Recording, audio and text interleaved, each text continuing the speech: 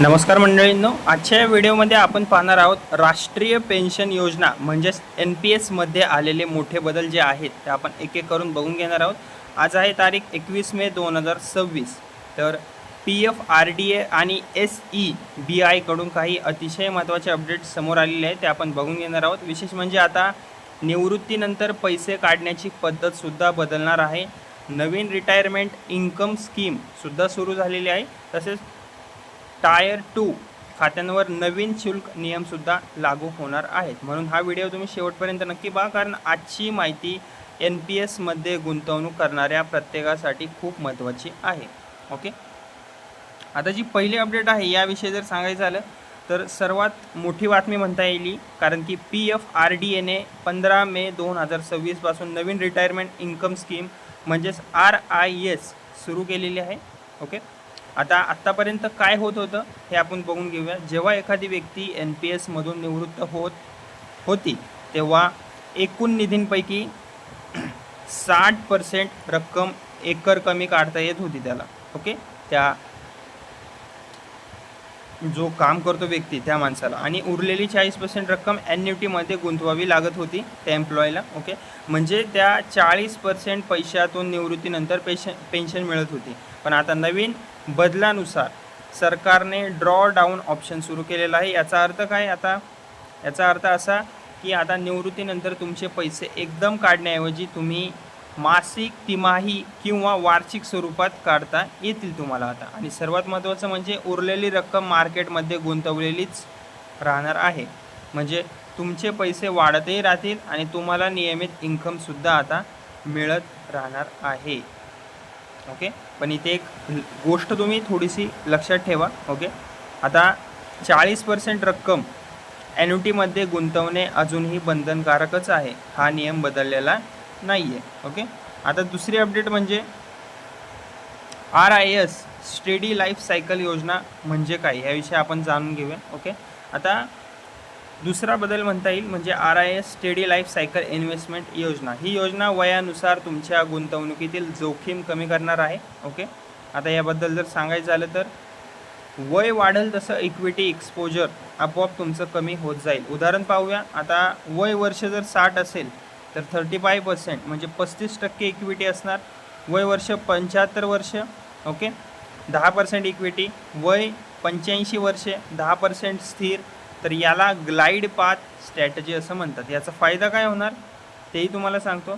याचा फायदा म्हणजे मार्केटमधील मोठ्या चढ उतारांपासून संरक्षण मिळेल, निवृत्तीनंतर जोखीम कमी होईल आणि तरीही निधीचा थोडासा वाढ सुरूच राहील. ओके, विशेषतः ज्येष्ठ नागरिकांसाठी हा बदल खूप महत्त्वाचा मानला जात आहे. ओके, आता SPR आणि SUR यामधील पैसे काढण्याचे नवीन पर्यायसुद्धा आलेले आहेत ते आपण बघून घेऊयात. ओके, आता PF RDA ने ड्रॉडाऊनसाठी 2 नवीन पर्याय दिलेले आहेत. पहिला पर्याय म्हणजे SPR म्हणजे सिस्टमॅटिक पे आउट रेट. ओके, हा डिफॉल्ट पर्याय असणार आहे. यामध्ये ग्राहकाला त्याचे ड्रॉडाऊन संपण्याचे वय आता निवडता येईल. उदाहरणार्थ जर एखादी व्यक्ती 60व्या वर्षी निवृत्त झाली आणि त्या व्यक्तीने 85 वर्षापर्यंत ड्रॉडाऊन ठेवला तर प्रणाली दरवर्षी किती रक्कम काढायची ते ठरवेल. पहिल्या वर्षी साधारणतः 4% रक्कम त्यांना, त्या एम्प्लॉईला जो काम करतो व्यक्ती रिटायर झालेली आहे, 4% रक्कम काढता येईल. याचा फायदा म्हणजे काय? नियमित इन्कम त्यांना मिळते, फंड त्यांना पटकन त्यांचा संपत नाही आणि दीर्घकाळ आर्थिक स्थिरता त्यांना मिळते. ओके, आता दुसरा पर्याय म्हणजे systematic unit redemption. Okay, SUR. Okay, यामध्ये पैसे थेट रकमेने नाही तर युनिट स्वरूपात काढले जातील. उदाहरणार्थ जर तुमच्याकडे 80 लाख निधी असेल, ओके, आणि NAV 10 असेल, ओके, तर तुमच्याकडे 8 लाख युनिट्स असतील. ओके, बरोबर.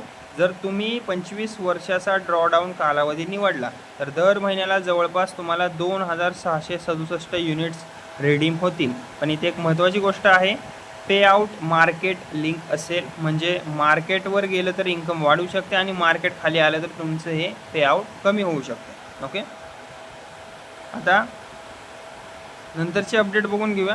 ओके, टायर 2 खात्यांवर नवीन शुल्क आता नियम लागू झालेले आहेत. आता 1 जुलै 2026 पासून टायर 2 खात्यांसाठी नवीन शुल्क रचना लागू होणार आहे आणि हा बदल अनेकांना महाग पडू शकतो. नवीन नियमानुसार टायर 2 ओके खात्यावर आता टायर 1 प्रमाणे शुल्क लागू होतील. डॉर्मंट अकाउंटवर 10% AMC लागू होईल. प्रत्येक स्कीमवर वेगळे शुल्क आकारले जाईल. म्हणजे जर तुम्ही अनेक स्कीममध्ये गुंतवणूक करत असाल तर तुमचा हा खर्च वाढू शकतो आणखीन, पण इथे थोडासा तुम्हाला दिलासा देखील आहे. ओके काय आहे म्हणजेच की जर तुमचा टायर 2 खात्यात तिमाही शेवटी 1000पेक्षा कमी शिल्लक असेल तर कोणतेही शुल्क तुमच्याकडून आकारले जाणार नाही. ही महत्त्वाची गोष्ट आहे आणि आनंदाची गोष्ट म्हणता येईल. ओके आता नंतरची अपडेट बघूया, ती म्हणजे आहे SEBIचा नवीन पेरोल लिंक SIP प्रस्ताव. ओके आता एक मोठी अपडेट म्हणता येईल SEBIकडून. ओके SEBIने पेरोल लिंक म्युच्युअल फंड SIPचा प्रस्ताव मांडलेला आहे. याचा अर्थ म्हणजे तुमच्या पगारातून थेट SIPमध्ये गुंतवणूक होईल. अगदी NPS प्रमाणे सॅलरी डिडक्शन होईल.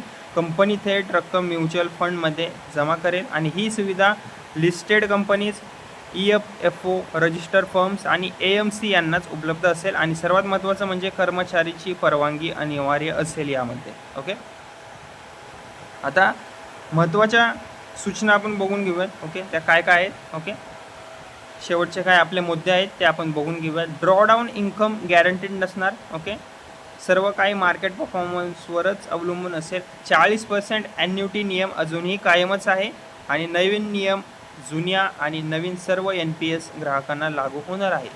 ओके तर मित्रमंडळींनो, NPSमध्ये झालेले हे बदल निवृत्तीनंतरचे फायनान्शियल प्लॅनिंग पूर्णपणे तुमचे बदलवू शकतात. विशेषतः नियमित इन्कम, फ्लेक्सिबल विड्रॉल आणि मार्केट ग्रोथ या सगळ्या गोष्टींवर सरकार आता जास्त भर देताना दिसत आहे.